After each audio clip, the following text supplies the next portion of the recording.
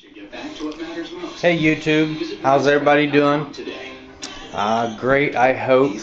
Hey, I wanted to make a video today about something I think is really important that I've been noticing. I recently had some people in the family who've been looking for a new car, and it's really amazing at the number of folks who really don't know what you're looking for when you do buy a new car, and I think that's interesting.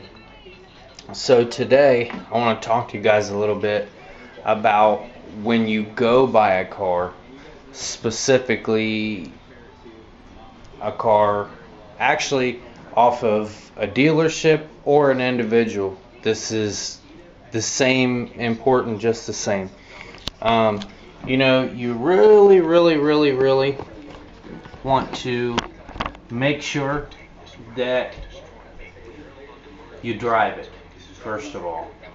If there's some reason that they're coming up with, there's a bad wheel bearing in it, or this or that, I don't want you to drive it because insurance reasons or whatever, you might want to watch out, because they might be trying to dupe you into buying something as is, and once you've bought it, it's yours. So that's one thing. You definitely want to get it going down the road at a decent speed. Make sure it doesn't tick, knock, smoke, shake, shimmy, anything, veer left, right, all that kind of stuff. You want to check the oil. There's two things with the oil. You want to make sure, first of all, that the car has oil in it, because that tells you that if it doesn't, the car is either burning oil or it is either leaking oil, and that can be an issue too. If it's leaking it, it's not a major issue, but it is an issue, and you will be spending money.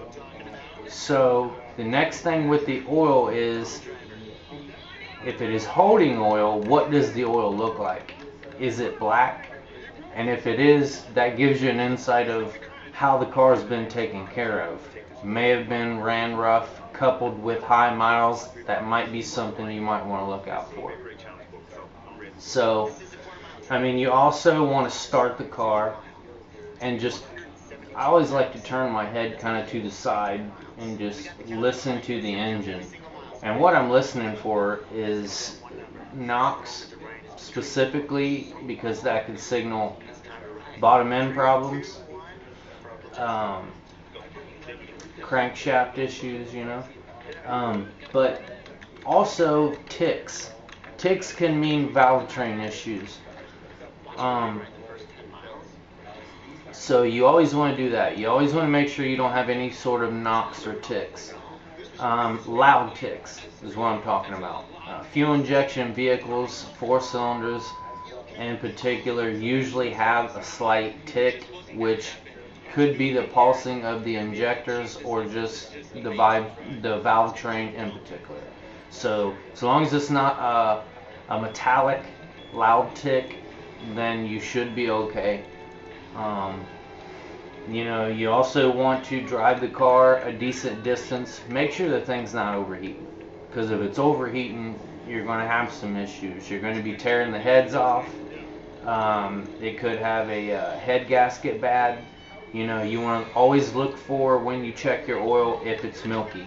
If the oil is milky, you have oil mixing, you have water mixing with your oil. That means you've got a bad head gasket. That means you will be pulling the heads off and either buying a new head or having them resurfaced, having the block resurfaced, and putting a new gasket on it, which is costly. So, let's see. So we went over the ticks and the knocks. We went over driving it, the overheating issues. And you also want to go back and you'll want to look at the amount of smoke coming out of the tailpipes. And cars normally have emissions, so they will smoke a little bit. But if you're getting a lot of smoke, and it's really, really white, that might signal that the rings are bad in the vehicle.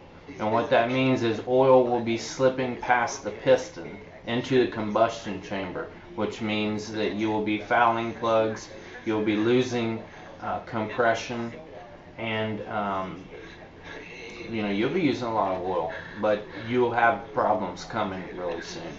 So guys, when you go to look at these vehicles, I think those are all important things to check. You definitely want to get underneath the vehicle too and look at the connecting points for the control arms.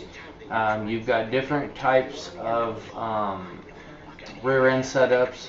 You have a 2-link and 4-link setup, and specifically on the 4 links, in particular Mustangs, you want to look at the torque boxes, because if they ran slicks and high power superchargers and nitrous, most of the times the torque boxes will split, and it will actually become start to, on the upper control arms, pull the floorboard down underneath the back seat. When you take it out, you'll see that you'll have dents.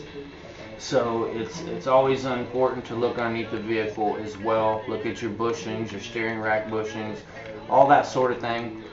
And that's all important, unless you want to spend a bunch of money on a car that you barely could afford. You took every dime you had to buy it.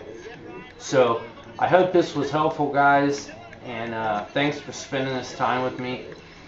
And if you guys liked the video and it was helpful, please like and subscribe to my channel and my videos. Means a lot. Tells me what you guys are into, if you like what I'm doing or not. So thanks, and we'll see you soon.